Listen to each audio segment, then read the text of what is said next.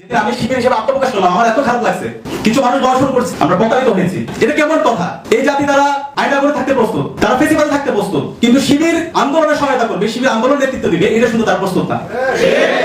আমি ইসলাম ছাত্র শিবিরের সভাপতি হিসাবে আমার এখানে কোনো দাবি দেওয়া নাই, আমার কোনো প্রত্যাশা নাই।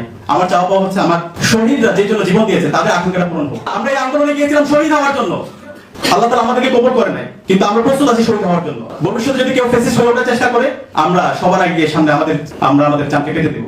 আজকে আমরা যাদেরকে অন্তর্বর্তীকালীন সরকারে আমরা যাদেরকে বসিয়েছি, আমরা তাদেরকে বুক বিনাশের জন্য আমরা বসাই নাই। যে শাহবাগ কায়েমের মাধ্যমে এই দেশে বিচারহীনতার সংস্কৃতি তৈরি করেছে, মব জাস্টিস কায়েম করেছে, আজকে তারাই বিভিন্ন ভাবে তাদেরকে নির্বাসিত করা হচ্ছে।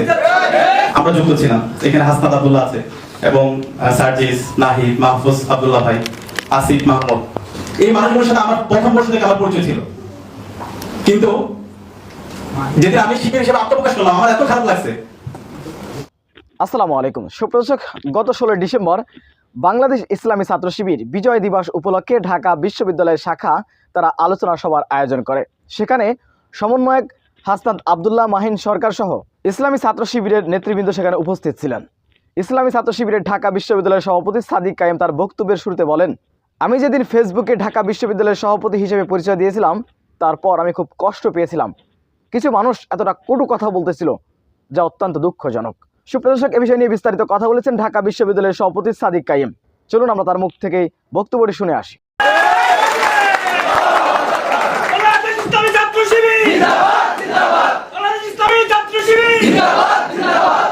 أعوذ بالله من الشيطان الرجيم بسم الله الرحمن الرحيم الحمد لله رب العالمين والعاقبة للمتقين والصلاة والسلام على سيد المرسلين وعلى آله وأصحابه أجمعين رب زدني علما رب اشرح لي صدري ويسر لي أمري واحلل عقدة من لساني يفقهوا قولي।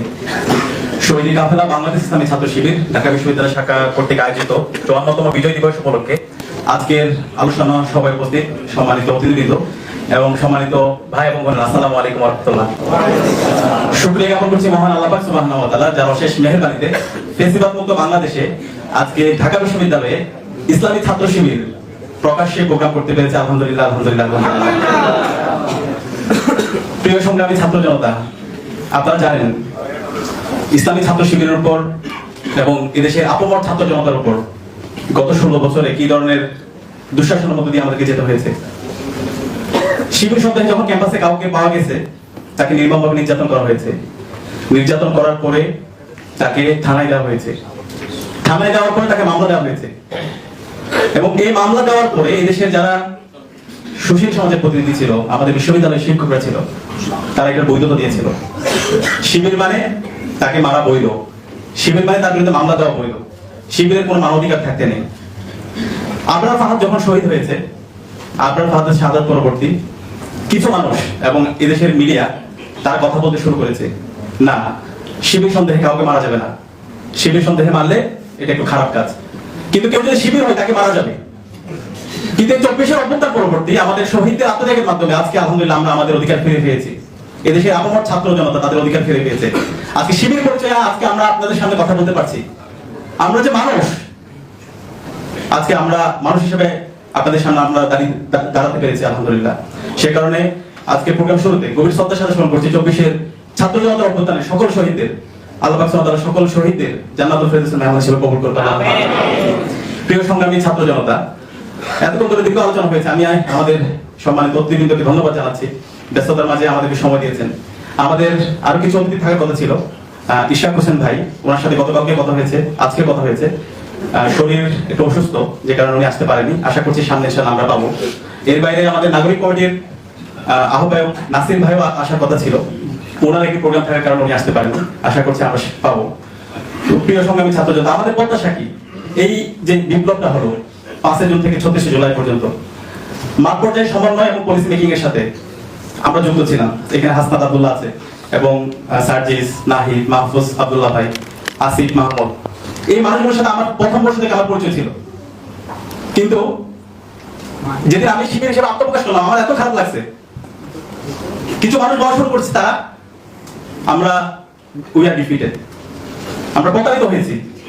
এটা কেমন কথা? এই জাতি তারা আইনা করে থাকতে প্রস্তুত, তারা ফেসিবাদে থাকতে প্রস্তুত, কিন্তু শিবির আন্দোলনের সহায়তা করবে, শিবির আন্দোলন নেতৃত্ব দিবে, এটা শুধু তার প্রস্তুত না। এটা আমাদেরকে অনেক বেশি কষ্ট দেয়। অনেক বেশি ব্যথিত করে। এবং আমাদের শহীদরা যদি বেঁচে থাকতো তারা অনেক বেশি কষ্ট পেত, তাদেরকে অনেক বেশি ব্যথিত করতো। আমরা যদি এই অভ্যুত্থান দেখি, এই আন্দোলন দেখি, এই বিপ্লব দেখি, শহীদদের যে আকাঙ্ক্ষা ছিল, সে আকাঙ্ক্ষা হচ্ছে আমাদের এই বাংলাদেশটাকে ইনসাফ ভিত্তিক একটি বাংলাদেশ বিনির্মাণ করা। আমাদের এই বাংলাদেশে যে ফ্যাসিজম ছিল, সেই ফ্যাসিজম যেন ভবিষ্যতে কেউ প্রতিষ্ঠা করতে না পারে, তার বিরুদ্ধে লড়াই করা। আমাদের এখানে যে আগ্রাসন ছিল, এই আধিপত্যবাদ, সেই দাদাগিরি যেন ব্যবহার করতে না পারে, সেটার বিরুদ্ধে লড়াই। আলহামদুলিল্লাহ 24 ছাত্র জনতার অভ্যুত্থান পরবর্তী আমাদের তারুণ্যের মাঝে সেই স্পিড আছে, কিন্তু আমাদের কষ্ট দিচ্ছে। আমরা দেখতে পাচ্ছি আমাদের তারুণ্যের যে স্পিড আছে, যে ঐক্যবদ্ধ শক্তি আছে, সেই শক্তিকে ভাঙার জন্য বিভিন্ন ধরনের ষড়যন্ত্র এবং বিভিন্ন ধরনের চক্রান্ত হচ্ছে। তো আমি সবাইকে আহ্বান করবো, আমি ইসলাম ছাত্র শিবিরের সভাপতি হিসাবে আমার এখানে কোনো দাবি দেওয়া নাই, আমার কোনো প্রত্যাশা নাই। আমার চাওয়া পাওয়া হচ্ছে আমার শহীদরা যে জন্য জীবন দিয়েছে তাদের আকাঙ্ক্ষাটা পূরণ হোক। এখনো শহীদদের রক্ত দেওয়ালে লেগে আছে, এখনো আমাদের গাজী ভাই এবং বোনেরা হাসপাতালের বেঁধে কাতরাচ্ছে, কিন্তু আমরা তাদের স্মৃতিগুলো ভুলে যাচ্ছি। আমরা তাদের স্মৃতিগুলো ভুলে গিয়ে নিজেদের মধ্যে বিভিন্ন চাওয়া পাওয়া আমাদের মধ্যে তৈরি হচ্ছে, আমরা বিভাজনের দিকে পা বাড়াচ্ছি। আমি অনুরোধ করবো আমরা যেন সবাই ঐক্যবদ্ধভাবে আমাদের এই দেশটাকে বিনির্মাণ করি। আর কত রক্ত দিব?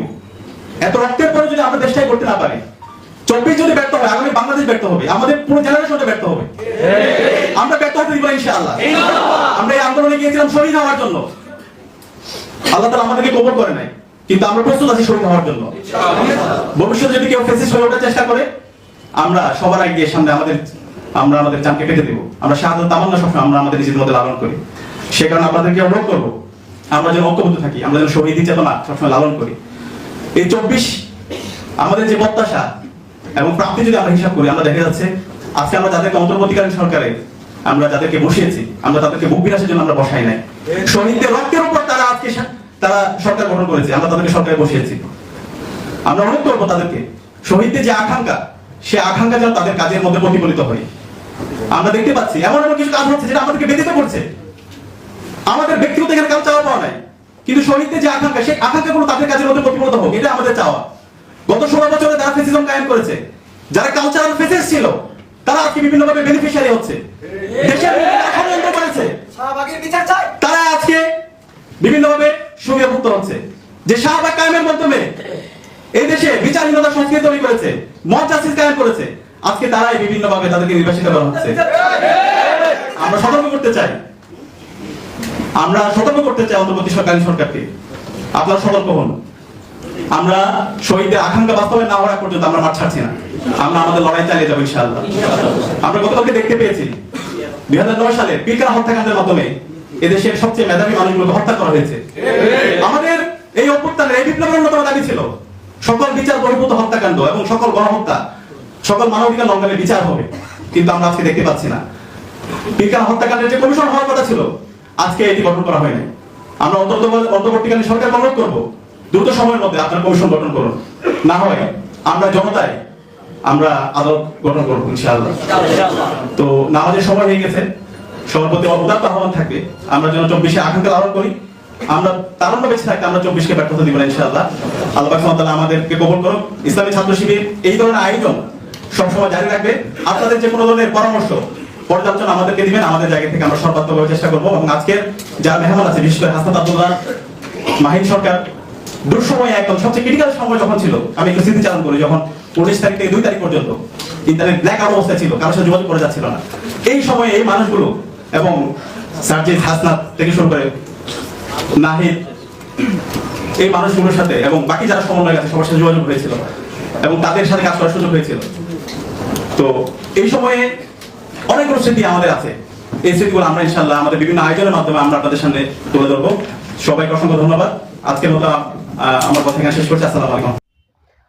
সুপ্রদর্শক, দাবি শিবির সভাপতি সাদিক কাইমের এই বক্তব্যটি আপনারা কিভাবে দেখছেন, অবশ্যই আপনাদের মূল্যবান মন্তব্য কমেন্ট বক্সে জানাবেন। সবসময় সত্য নির্ভর তথ্য পেতে স্বাধীন বাংলা ইউটিউব চ্যানেলটি সাবস্ক্রাইব করে আমাদের সাথে থাকুন। আসসালামু আলাইকুম ওয়া রাহমাতুল্লাহি ওয়া বারাকাতুহু।